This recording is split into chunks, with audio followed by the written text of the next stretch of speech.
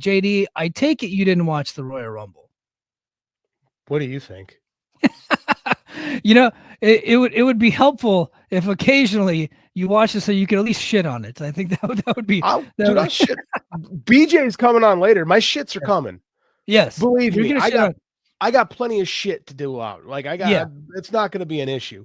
No, I mean, what am I going to? I mean, what is like? Okay, Jey Uso, like main event Jey Uso. I'm supposed to get excited about that now. Like Charlotte winning again. Like I mean, like. What is there? Here's my problem with WWE is it's not the fact that I don't think all the scumbags are out. I think Triple H is a giant scumbag. Put a pin in that. There's nothing in there that excites me about it. Yeah. There's just nothing about that WWE product for me as a fan that makes me want to go, I want to watch this. And I've stopped watching like you. I watched until 2017 because it was all the wrestling that you had really. That wasn't, when I wasn't watching Flow Slam or whatever, like that's what it was called, right? When Flow Wrestling did their you went deep. That is a deep cut Flow Slam, man. Okay, so like I'm an amateur wrestling guy, and Flow Wrestling was how that company was built. So when they I already had a Flow account for years. So when they went into indie wrestling, of course I was going to start watching it. Like they told us, oh, we're going to get all these companies, and they just had the Gabe companies, actually. Yeah. It was a great idea in theory. I remember Wade Keller got on his podcast and was like, this is going to change wrestling, and it didn't. Well, it didn't. Eventually, Triller and Fight TV kind of did what Flow Slam did, was kind of do all the indie wrestling. Like Fight TV ended up doing that, but it was like a pay for play model. So like each one they just paid for. I'm gonna pull up a comment here. This is Antonio. Go easy on Antonio. He's a 49. I'm not gonna go on him. Like it says, Jey Uso is. I like how you capitalized Uso is over. I didn't say he wasn't over. Yeah, that's the thing. He's over. Here's the thing. By the way, for sure. Yeah. They know how to service their fan base, which is all they have to care about. They don't have to care about me. I'll be 45 years old next week. Like I haven't been invested in that product in decades. Like I'd watch it because it was the only thing on TV. I don't like it. It's not for me. I'll be the first to admit it. So for me, I look at it and I go, what the hell is this? Yeah. Like my wife loves Harry Potter. When she's got some downtime at home, she's got a Harry Potter movie on. It's like her thing. It's one of her favorite things in the world. We went to Universal Studios, had to go on all the Harry Potter stuff. Went to all the Harry Potter little worlds they had there. She loves it. Every time I sit down and watch it with them, I'm like, what the hell is this? Like, and believe me, it's not like I'm too cool for Harry Potter. I'm a big, gigantic comic book nerd, but like, it's just not my thing. Like I look at main event Jey Uso and I'm like, I don't get it. It's not for me, but that's fine because it works with them. I'm not saying the dude ain't over. I'm just saying he ain't very good. Yeah. I've been watching. So I have not seen a lot of Jey Uso lately. I saw a couple of matches of his last year, but I've been watching Raw this year. I've not seen a single SmackDown in forever. And Jey Uso really is one of the top guys on that show. No argument. He's like one of the most over guys.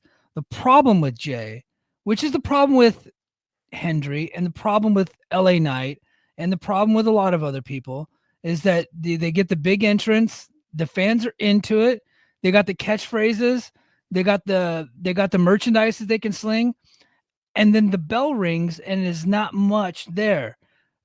But that works in this company, right? Like absolutely. They pop more for the entrances, and they like the matches are like they're into the matches too.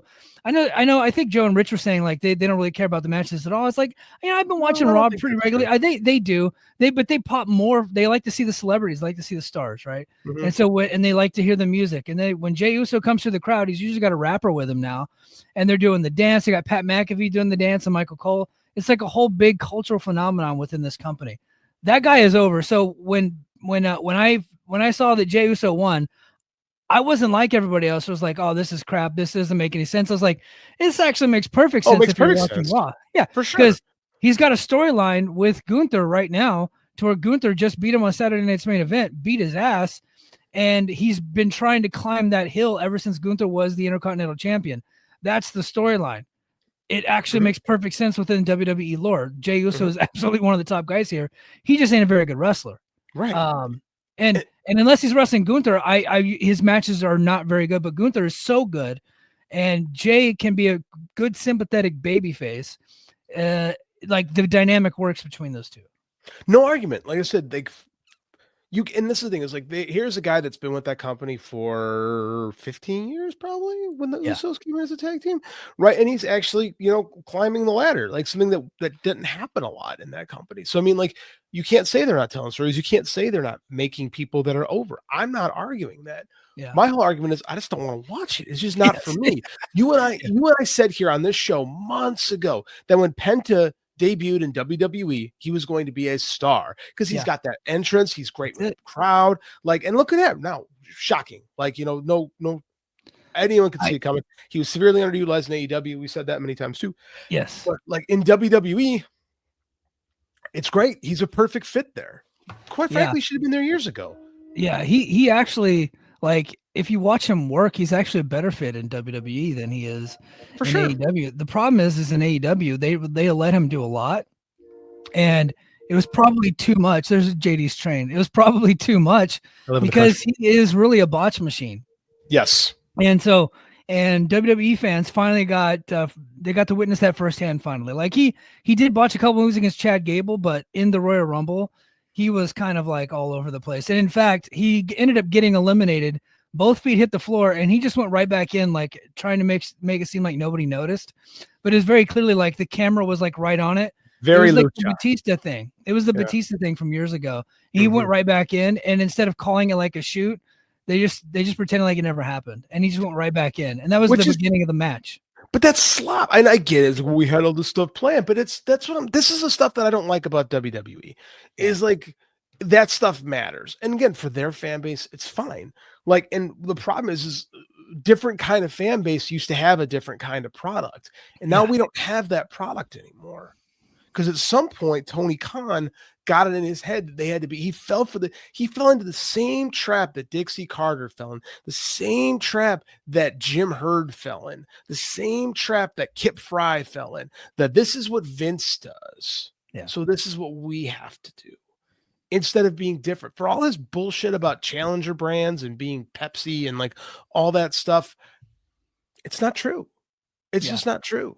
David Texas fan. He's a wordsmith. David, he said insipid baby brained McDonald's wrestling. I think that's a good way to describe it. I like to call. I think other people are saying it too. I've seen some people say they're just kind of Disney adults that like to count, and they like the music, they like the entrances, right?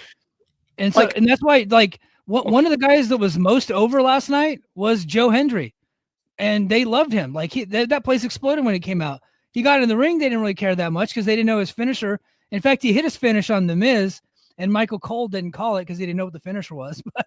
But he was completely over. And now he got knocked out in 2 minutes, which is more time than he spent in his first battle royal in WWE. So I guess that's an improvement. Fairly true. I like your McDonald's. I like the McDonald's. I like the Disney adults thing. My family took the vacation to Disney World last year, and I talked about it on the show. Like there's adults that just live and die by going to Disney World. They love Disney World. The Magic Kingdom is the worst vacation I ever had in my entire life. It's hot. There's no shade. The lines are long. It's boring. A lot of the stuff sucks. Like we were in line for Pirates of the Caribbean for 3 fucking hours, and you sit in a boat and look at mannequins. What the fuck is that?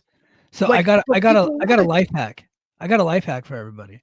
So I went to Disneyland in America. So I went to Tokyo Disney when I was stationed out there years ago. But I went to Disneyland in LA, I think 2 years ago. And thankfully, my nephew who plays baseball had broken his ankle. So he had a cast, and that got you ahead of the line. You had a handicap thing. So what you need to do is just put Andy in like a cast or a boot, and then push him around in a wheelchair so you can get ahead of the lines. Like that's the way to go. His raging ADHD will not allow that to happen. Sean Cedar has the true remark right here that we got to pull up. Okay. Universal Studios is better, always has been. This is 100% accurate. Universal Studios is what Disney claims to be, but Disney has, and this is great. This is perfect analogy here. Disney has this loyal fan base of grown adults Then I got a lot of family that are like this too, the weirdos, like grown adults that live and die by this mouse in this god awful, horrible theme park. The Star Wars stuff is really cool. I will say that, but the Magic Kingdom Star is Wars is horrible. cool. However, down the road, Universal Studios, real roller coasters, real state of the art rides, real food that is actually good, like Shade. They have Shade at Universal Studios. Like that is what AEW needs to be. Shade, right? Yeah. It needs to be different. Universal Studios is so different than Disney World. They try to be different. Tony doesn't want to be different anymore. He wants to be like, I don't know, Busch Gardens or some shit. I don't know. I'm making stuff up now. Yeah. And I'm wondering is it Tony or is it the network or what's going on? Or has he just got a lot of WWE brains in his head at all times? And now I'm starting to think that Jarrett's got a lot of power there now just because him and his wife are featured on the show every week. And there's just way too many old people